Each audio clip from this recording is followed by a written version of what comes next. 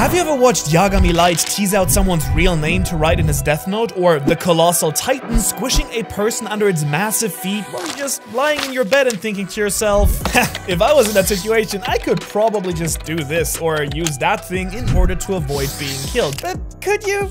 Could you really? Well, let's put that to the test and find out how long a regular human being like you or me could actually stay alive against some of anime's biggest villains, starting off, well, really big, because if you're a fan of big monsters, this first one should really get your hearts pumping. It's time for me to prove to you just how long you could actually survive against the Colossal Titan, one of the most iconic villains of the modern era. This absolutely massive fleshman skeleton thing is a true freak of nature. Standing at an impressive 60 meters or nearly 200 feet for my American friends out there, he's a complete nightmare for anyone with megalophobia, the fear of, well, giant objects. That's a real thing, it turns out. And of course, by now we've all seen the devastating potential of this Titan when it kicks a huge hole into Wall Maria, when Armin transforms to destroy the Marleyan Navy fleet, or with the rumbling. But the real threat here is the explosion that's caused when the Titan appears in the first place, you see. Now, there's a lot of debate and controversy over the explosion size, thanks to the anime adaptation just completely blowing it out of proportion, but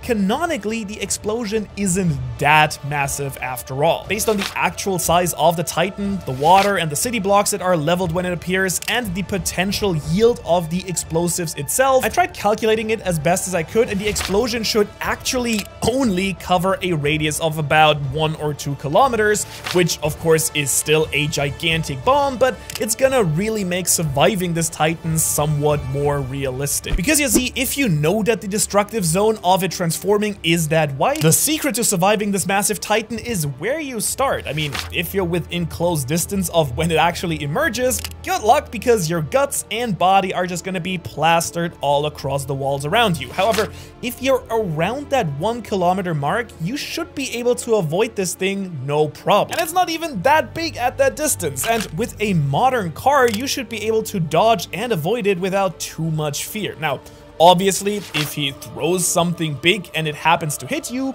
you're pretty much done, but if you can make your way to an airport or you're close to a highway, I think you'll be able to just live your life Titan-free, at least for a while. Meaning that you'll be able to survive this villain for as long as you need to, unless the car you're driving is a Kia Sorento, because that thing is disgustingly weak and all you Sorento drivers out there are gonna be real screwed when the real rumbling happens. However, your chances of survival are actually way worse against the King of Curses himself, the Omen Sukuna, because if this man is in your city, you're about to be sliced and diced like a fresh tomato. And that's all thanks to his truly nightmarish domain expansion, Malevolent Shrine. Or as the hip kids say over at Crunchyroll, the Malevolent Kitchen. Now you see, normally in Jujutsu Kaisen, a domain expansion is limited to just a few meters in radius. They are really scary in close quarter fights, but they are avoidable if you're trying to actively stay out of a sorcerer's way. And let's be honest, if you're a regular person trying to fight Sukuna, being within a regular domain expansion's range is already way too close to begin with. He would just cut you down in a heartbeat. No,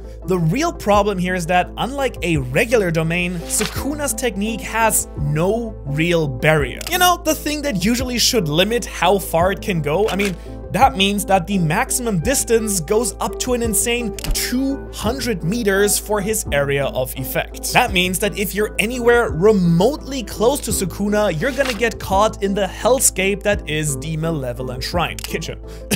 But why is that actually so bad? Sure, it looks creepy, but what does that really mean?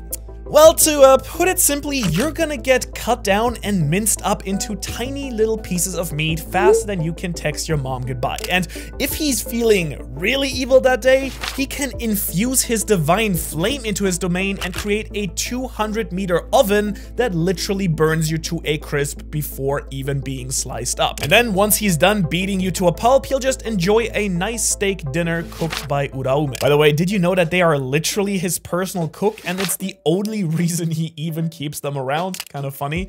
A little bit of weird information here that I don't think gets talked about enough. So let's just add up everything that's gonna happen to you before you die, and that will then tell us how long it will actually take. First, we're gonna add up the time it actually takes to create the hand signs, and then we say the words. After that, we're gonna need to wait for this domain to actually expand, and then wait for the guaranteed hit effect that will activate Cleave and Dismantle. On top of that, toss in the time that'll take for you to actually bleed out. I mean, you'll live for about 10 seconds, so good job. You are my special guy for making it 10 seconds against Sukuna. But you know what? Not all villains are as heartless a monster or a scary beast that will destroy anything at sight right away. No, sometimes there are masterminds who would rather you suffer under their control first. How nice. And a perfect example of this, I think, is actually All For One, the evil man behind the curtain in the My Hero Academia universe. In a nutshell, this big bad guy controls the entire criminal underworld across the entire planet, which means he might have a use for a pawn just like you. Really, all you need to do is try and create what I call the Aoyama situation. You need to prove your worth to All For One, and that will guarantee your chances of survival. Take me, for instance. He would have me convince the masses to agree with some thought or opinion that he needed to spread out to a wide population. But it could be as simple as having agents of chaos planted in different jobs and areas all across the planet. Really, as long as you follow his orders, you're probably gonna live a pretty okay life. He might even give you a promotion if you're really good at what you're doing, like Spinner or Dabi right here as well. Honestly, it's even kind of nice working for a villain with a vertical movement on the corporate ladder. And honestly, with the Mad Doctor and all of these quirks right here, I'm sure the health and insurance benefits are honestly gonna be pretty decent as well. So really, keep up the terrible and awful work, boss. I mean, All For One, and I think if you do the same, you're gonna survive him as well. But sometimes the villains that rule with an iron fist aren't as nice and helpful as All For One. Sometimes they enslave your entire planet and randomly just destroy you when you get bored. Of course, I'm talking about none other than the evil emperor of the universe, Frieza. Because he has enslaved hundreds of planets across the galaxies, and the Frieza Force is not exactly the best when it comes to taking care of their slaves. Now, if either you or I were from some strong alien race, well then maybe we could just join the Frieza Force and honestly probably live a pretty chill life. You know, shoot a couple of laser blasts, take over a kingdom here or there, and eat snacks in the space break room like we see in the Super Broly movie. Unfortunately though, you and me were just regular human beings, meaning that when the Ginyu Force or Zarbon come down to conquer our planet, we're just gonna have to say yes sir and kind of cross our fingers and hope for the best. I mean, as we see with the Saiyans during Dragon Ball Minus and the beginning of the Super Broly movie, planets are generally left to do as they please under Frieza's rule. They just have to give up all their resources, soldiers, and a bunch of other stuff to the Empire. Which technically means that the Earth could still govern itself as is, and the United Nations would just answer to Frieza, which, I mean, I guess you would probably think is a good thing, right? I mean, better than dying, life won't change that much, and everything will be all good.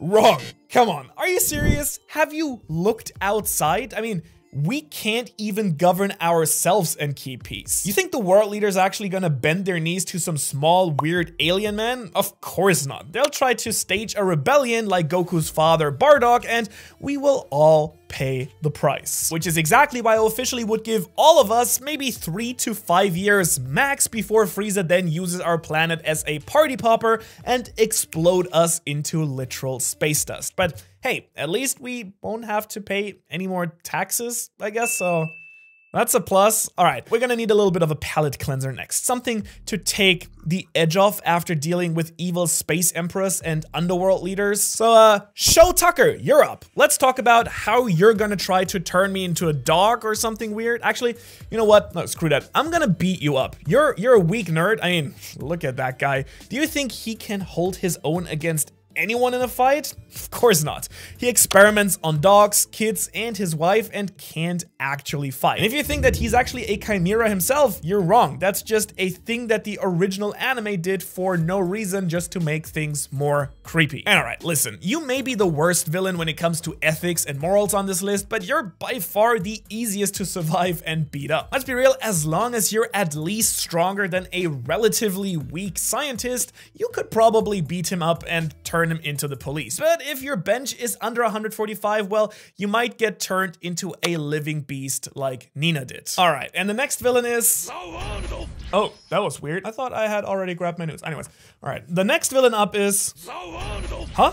Huh? Oh, of course. You thought the next villain would be someone else, but it was him, Dio. Now, this vampire stand user may just be the prettiest man on this list, but he's also the most efficient one when it comes to murder, you know? Now, he's got about everything that he could possibly need to destroy anyone. I mean, road rollers, an army of enemy stand users, eye lasers, and of course, Zawardo. You see, with his stand, he can do just about anything he wants faster than anyone else. And really the only thing that's gonna impact how long you live if Dio is hunting you down is kind of what mood he's in and if he has any other things to do that day, like say groceries. You know, if he's feeling nice and playful, you'll probably survive a few minutes at least, as he uses his time stop to mess with your head, you know, moving you up and down staircases like he does to Polnareff, or teleporting around to just freak you the hell out. On the other hand, if he's feeling really mean, he might just let you run and escape and then send an army of vampire stand users or stand using vampires to hunt you down anyways. Really, run, fly, boat, or drive wherever you want, it does not matter, because wherever you are, he will find you and he will kill you. Where have I heard that quote before?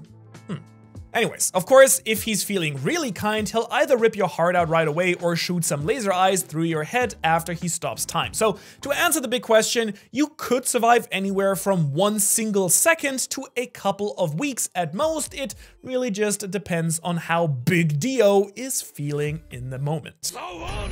Anyways, let's keep the speed demons going with our next villain, my Uncle Ocelot. I mean, come on, look at us. I mean, 2 strong, very good-looking, powerful European men destined to change the world.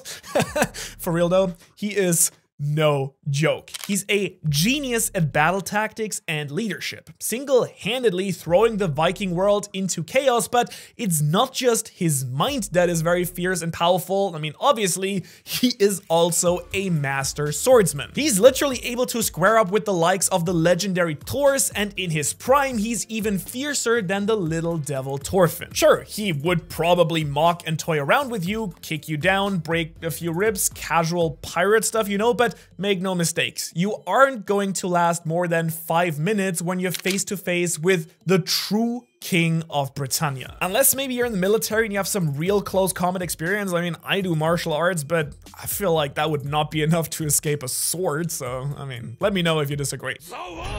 But anyways, we've covered some truly powerful foes at this point, and our chances of survival aren't looking great. But the real threats are actually yet to come, because our next couple of villains are really beyond terrifying. Not necessarily because they'll rip you to shreds, but because they give you a sense of hope, unlike everyone else on this list so far. There's like a real part of you that will think that you can survive these guys, but you definitely are not going to, starting with the pharaoh's servant, Marik Ishtar. Yeah, we're going deep here on this one, guys. Now, this legendary duelist from the Yu-Gi-Oh franchise is one of the most iconic villains in the world of Saturday morning cartoons, but make no mistake, he is destined to send you to the Shadow Realm as well. With his dark mind control powers that he gets from the Millennium Rod and his nightmarish transformation into Yami Marik, he's a true psychopath ready to crush your soul. Which begs the question, just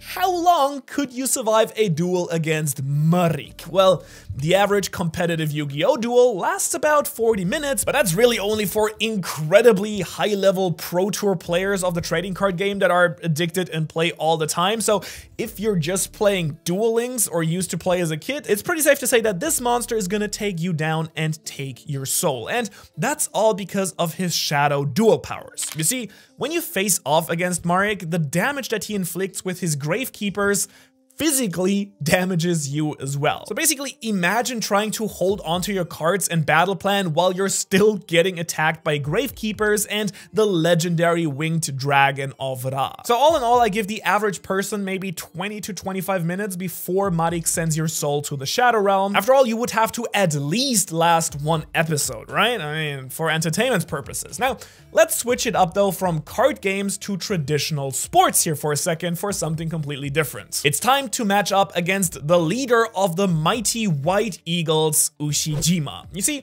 this legendary Olympic volleyball player from the world of Haikyuu will straight up rock your world. Sure, he's a volleyball player, but he's also 6'4", 200 pounds, and an Olympian athlete. Like, have you seen those legs of his? Those things could probably break your ribs pretty easily in a heartbeat. And the amount of force that he generates from swinging his arm can launch a ball around 80 miles per hour. I mean, imagine that arm slapping you across the face. That's really gonna knock you out instantly. Not to mention that his reaction time has to be impeccable in order to react to the speeds that the Olympics play at. So let's face it, you'll last for a little while maybe in a fist fight, but you're probably not gonna take down a man who's been training physically his entire life to be in peak physical condition. Unless, of course, you're Noah Lyles, the anime hero of the Paris Olympics, which in that case, thanks for watching, Noah. All right. I do know that you want some real threats now on this list, so let's talk about the absolute lunatic, Fire Lord Azula. You see, she's trained to defeat benders who can control fire, lightning, ice, earth, and air, and if you think you're lasting against her at all, well, say your prayers because I will see you in heaven. She's got the talent to hunt the Avatar across continents and single-handedly face off against Team Avatar as well. Really, if it weren't for her complete mental breakdown in her battle against Zuko, she'd probably have come out on top as well, if we're being honest. But what's really gonna determine how long it can survive is one simple question. Just how hot can you handle? Is it too hot to handle? Her powerful blue flames reach temperatures over 2,500 degrees Fahrenheit or 1,400 degrees Celsius. So your brain will melt out of your eyeballs real quickly here, but it'll only take about 2 hours to reduce your body to complete ash, which is the average time it takes to cremate a body. Super big fun fact, or not so fun fact, I guess. Now, she might actually be crazier and more dangerous than Dabi in some way, but now next, let's turn up the heat even more and switch from Team Fire to Team straight up Magma. And let's actually make a little bit of a game out of it. Take a guess. How long do you think you would survive against the destructive powers of Fleet Admiral Akainu's Magma? I mean, it does technically clock in at a lesser heat as it's only 2,300 degrees Fahrenheit or 1,300 degrees Celsius. So what do you think? You'll last around 10 minutes? 5 minutes? 2 minutes? Nope. The legitimate answer here is 5 seconds, because that's about the time it would take for your blood to boil, your nerves and body to melt into an ashy paste, and your skin to set on fire and cook you like a roasted chicken, I guess. Pretty neat stuff, right? Well, I'm sorry, but turns out that's the scientific truth here. But honestly, this dude wouldn't even need his devil fruit powers. With one swift punch backed by any amount of haki, your head is just exploding like a watermelon. So that 5-second counter is really generous if you ask me. But okay, enough burning or melting. Let's just talk about becoming human livestock instead, because that's the only way you're gonna survive against the Chimera and King Meruem. You see, we know that his plan for taking over the V6 nations revolved around turning the humans of the world into farm animals. Fun, and really, since we don't have Nen and the only other way to take this dude down is with a nuclear bomb, becoming a little piggy is kind of your best bet at survival here, which just means that your survival time is gonna really depend on how lucky you are and how tasty you look. I mean, you could stay alive getting plump and fat to be harvested in a few years of time, or you could draw the short stick and die in a couple of months. It'll all just kind of depend on how good, or I guess how bad you look to the end farmers. Unless maybe you're like Magnus Carlsen and unlock your own Nen, and then maybe you could beat him at Gungi and he would maybe decide to let you live. Okay, that one's a bit of a buzzkill, so surely there has to be like a anime villain organization that we can actually somehow survive, right?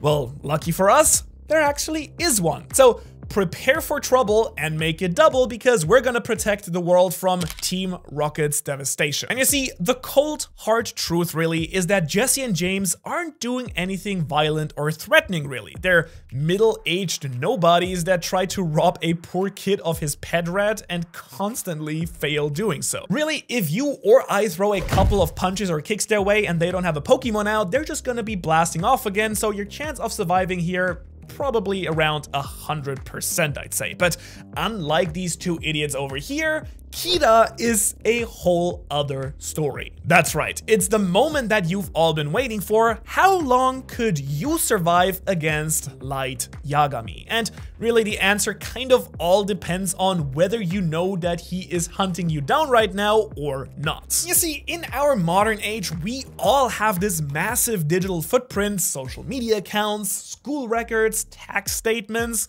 the whole deal really. Like, these things are all just dead giveaways for a mastermind like Light. And honestly, it would have probably been really smart for Light to look for a job at the ward office somewhere in Tokyo or Japan, where he could just like have full access to everyone's full ignorance. This is a different story. Getting back to the issue at hand. Now, if he thinks you're a good person, you're fine. You'll survive no problem. But if you didn't pay a traffic ticket or stole from your local pharmacy, well, this dude is gonna go and cut you down ASAP. Give him a couple of hours and a few Google searches, we're kind of probably all toast. I mean, you might be able to get a few days if you're really good about covering your tracks, but rest assured, he's gonna be able to find you and you're gonna die. I guess the pen is really mightier than the sword. And also, what happens when you actually legally change your name? Does that affect it at all? Now, to be honest, many of the villains we've talked about so far would never have been a fair fight to begin with. I mean, they are big bats for a reason, and without superpowers, we usually just don't stand a chance. But it does also beg the questions, how would these villains stack up against each other? I mean, band for band, who do you actually think is actually worth their weight in gold? Well, lucky for you, I made this exact video about how high the bounties would be for a bunch of anime characters if they were in One Piece, including a bunch of people we discussed in this video, so go check it out. Otherwise, thanks so much for watching. If you enjoyed this video,